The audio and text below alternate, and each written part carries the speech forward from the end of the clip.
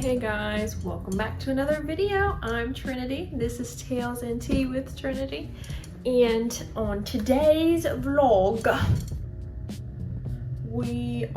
it's just a little reading vlog. I'm reading Heartless Hunter and I'm super duper excited. I should have started this video probably 3 or 4 days ago because that's when I actually started the book. And now I'm almost finished with the first book and I just need to keep y'all up to date because something's been going on, something's been happening and I'm freaking out. But anyway, first we're going to do our tea, Earl Grey tea. And the verse on this side is, He will sustain you, Isaiah 46:4. And this is 2 Timothy 4:7. But the Lord stood with me and gave me strength. That's so sweet. Ugh. There's so many tea bags in that box. I'm going to be drinking it all year, I'm telling y'all. And then I've got my little Twilight cup, a little tea bag. Let's see.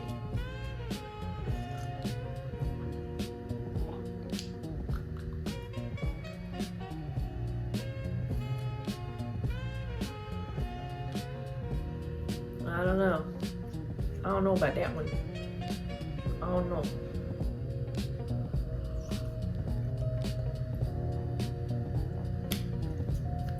Maybe it'll grow on me. Verse for today is Psalms 33, verses 4 and 5.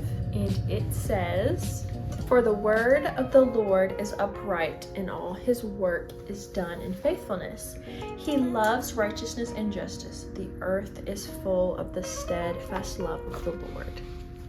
And that's just so sweet. Steadfast. I used to read steadfast in the Bible all the time and be like, oh, what the heck is that? But steadfast is just like steady.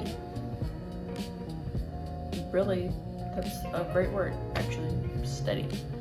You know, never failing, never ending. Consistent. So the steadfast love of the Lord, the earth is full. The earth is full. Because the Lord created it. Anyway. I pray that blesses you in some way today. But on to Heartless Hunter by Kristen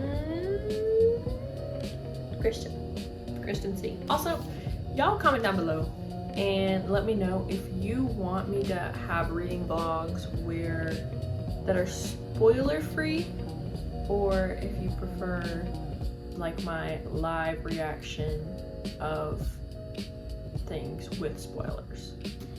Because I know like a lot of people wouldn't want to watch my vlogs if all I'm doing is spoiling the books. But then again, books that are very common that a lot of people have read, I also want to make sure that I'm getting like my raw reactions, you know? So, but y'all let me know, what do y'all want from me? And I will come through for y'all. But we are following a female main character named Rune. And 2 years ago, is it 2 or is it 3? 2 years ago, all of the witches in this country were hunted down and were basically, were murdered and killed. And the way that you can tell whether they're a witch or not is because these witches in this world need blood to perform their spells. And so what they do is they will cut themselves, and then a silver scar will cover it up. And so that's how people know who witches are. Witches were outlawed and were murdered and killed, but Rune basically lied. She didn't lie. She turned her grandmother in so that nobody would suspect her of being a witch. And so since then, she's been trying to make atonement for turning her grandmother in and for betraying her grandmother by saving other witches that are being hunted down. So we have Rune kind of being like the savior here, and then we have Gideon, witch hunter. Essentially, he is maybe second in command is the right word, but like there's like the quote-unquote president, and then there's like him. And he's like the head witch hunter, and he tells, you know, he leads the biggest hunts. He's the one that does the most witch killing, and he's like super respected, super feared, but he grew up poor and he doesn't really fit into the society. Anyway, somebody tips him off that Rune is the Crimson Moth, this witch savior, if you will. And he thinks that this is literally impossible because the figure that Rune, the physique that Rune puts out to other people is that she's super fluffy, super surface level, super slow, not really all the way there mentally, just very a socialite, very cares about material things. And so he's like, no, she could literally never be the Crimson Moth because the Crimson Moth is so intelligent and smart and cunning and all these different things. So he pretends to, he's like, okay, well, I'm gonna pretend to court her so that I can, you know, just go ahead and weed her out. And then if she is the Crimson Moth, then I've got her. Well, then we have, on the flip side, Rune is trying to pick a husband that is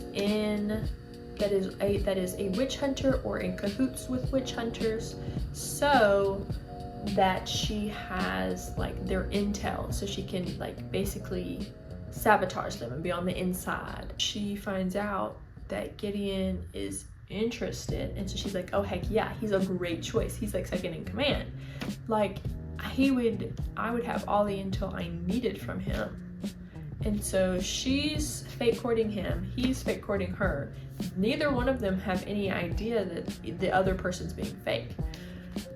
Then slowly over time, things start happening and we're like, wait, was that me being real or was that me being fake? Because this is a fake courtship. Well, then Rune finds out that Gideon is fake courting her, and she's like, well, I'm already fake courting him back, but it still kind of hurts her a little bit because she's kind of falling for him, but then he's also kind of falling for her, but she doesn't have any scars on her because she doesn't cut herself in order to get blood. She gets it a different way. He knows she's not a witch. Well, he thinks he knows she's not a witch. It's just like this back and forth, back and forth. She overhears him saying, like, yeah, she's never meant anything to me. And she thought that they had finally stopped pretending, even though she can never fully stop pretending because she's a witch. Then her heart's broke. And that's where I am right now. But oh my gosh, this book, bro, is so interesting. It's like just like one thing after another after another. There's not a love triangle going on, but there's several love interests going on. Rune grew up with Alex, and Alex is her best friend. He's always been there for her. He knows that she's a witch, but he protects her and he makes sure nothing happens to her, and he actually helps her save these other witches. However, his brother is Gideon, the second in command, hater of witches, hunter of witches, killer of witches. So it's really interesting that we get to see that dynamic of like super fun, golden haired boy, sunshiny guy on this side, like willing to sacrifice everything, literally his life, because if anybody found out, he would be killed. Literally willing to sacrifice his life because he loves this girl. And then we have on the other side the same siblings. They're literally siblings. We have another brother who's dark and moody and broody, dark and moody, broody, grumpy. Nobody likes him. Everybody's scared of him. He literally murders people for a living. He doesn't know if he loves Rune enough to sacrifice everything he's put towards this new world, if you will. And that's just so interesting to me. And I'm really interested to find out like what happens, because a plot twist just happened in my personal opinion. And I'm wondering if she's actually gonna make that decision and follow through with that decision, or if this was just like a cop-out because of the way she's feeling right now. I'm not really sure, but I'm really excited. I will keep y'all updated. I'm on page 356 and there's 404 pages. So I have about 50 pages left. Oh, I don't even know what page I'm on in Heartless Hunter, but I'm like just a couple chapters in. And already, like, I'm like literally such a great book. Such a freaking great book. Because, okay, first of all, I love when there's dual POVs anyway. Let's be honest. But I really love when, like, I don't know, with the kind of enemies to lovers that this book is. They're quite literally, we are seeing on the page of both Gideon and Rune going back and forth and literally fighting their urges to touch each other on the paper as I'm reading. Like, you are seeing my urges and be like, oh, like, I can't believe I was in love with her, I can't believe I was in love with him. And then they're like, oh, well, I mean, fake, we were fake in love, you know, it was pretend, it was a game. But it wasn't a game, and that's what gets me. They both came into it playing a game, but if they were playing a game, they both lost. Let's be honest, they both lost. She's still pretending and playing this game, and she can't be who she actually truly wants to be. And she doesn't even know who she is, who Rune Winters is, like, aside from all the party, you know, aristocratic things. She doesn't know who she is. And she thought, you know, when she went off with Alex, that she would be able to figure out who she is. Nope. And so I'm just like, oh, like, I feel for her because she doesn't want, you know, her kind hunted down and, you know, assassinated anymore. But also at the same time, from my personal opinion, as a third party person, it feels a little bit hypocritical to be like, oh yeah, like, I don't want witches hunted anymore, but yet the witches, when they were reigning, were so cruel to the humans. And so essentially the roles just reversed when the New Republic started and they killed the witch queens. Now with them trying to take back their kingdom or whatever, it's like the roles are trying to reverse again. And I think we just need to make a whole new kingdom, start from scratch, so nobody's killing nobody, because it's just gonna keep being a switch of powers, you know, back and forth. The witches want to kill the humans, and the humans want to kill the witches, and it's just gonna be a whole thing. I'm eating this up, and right now, like, they're pretending to be husband and wife so that nobody notices, you know, who they are. And I'm like, but there's another assassin that came because Gideon couldn't kill Rune, and so the New Republic is sending another assassin, but Gideon doesn't know who he is, so it could be anybody. And then he just found out that it was on the ship, that the assassin is on the ship that they're on, and so now he's like low-key freaking out, like, oh my gosh, what if they, you know, what if they murder Rune? And I mean, he's justifying caring about whether or not she dies because if the assassin killed him, it would look bad right now. It would look like he found Rune and ran away and married her, but it's all a pretend game. But let's be honest, he actually does care about her, and he does not want her to die. That's very clear because we see that in the second chapter of the book. Like, page 5. Like, he has a perfect chance to kill her and doesn't. Homeboy still cares about her. Okay? Homeboy still cares about her. But, anyway, I stay talking on this doggone whore. I really do.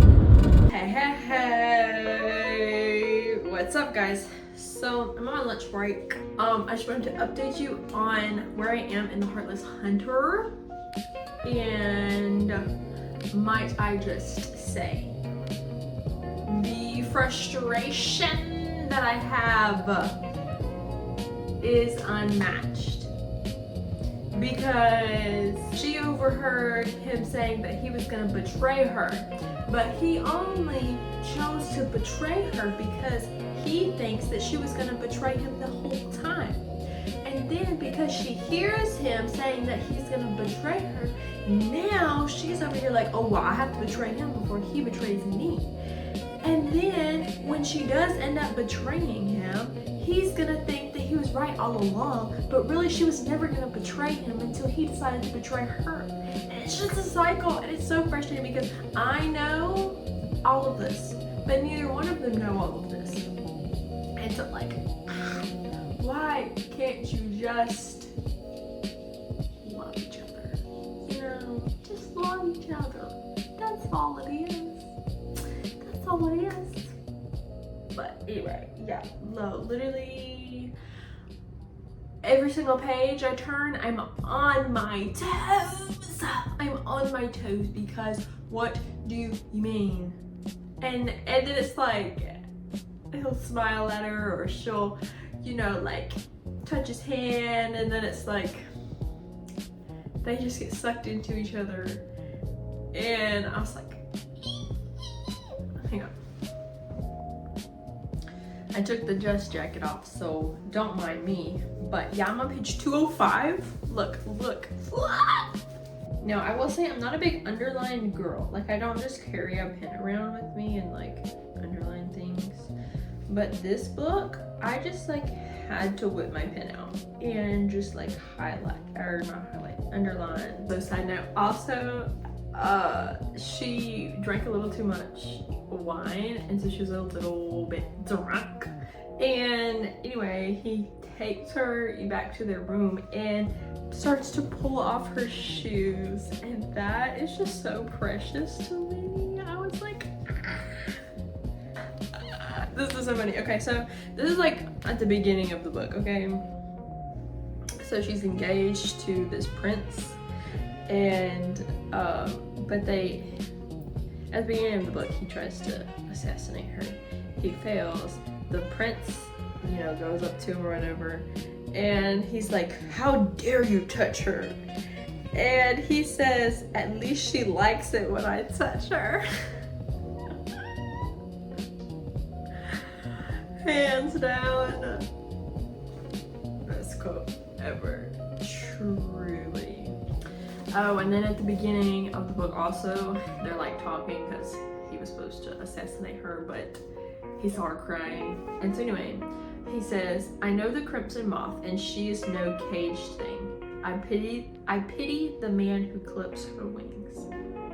If he'd found the ladder in this room, a beautiful girl powdering her perfect nose, not a hair out of place, nor a crease in her dress, they probably wouldn't be having this conversation. She'd already be dead. Instead, he found this rune. His rune. No, what do you mean? What do you mean? His rune. His rune. Oh my gosh. Anyway, let me get off my soapbox.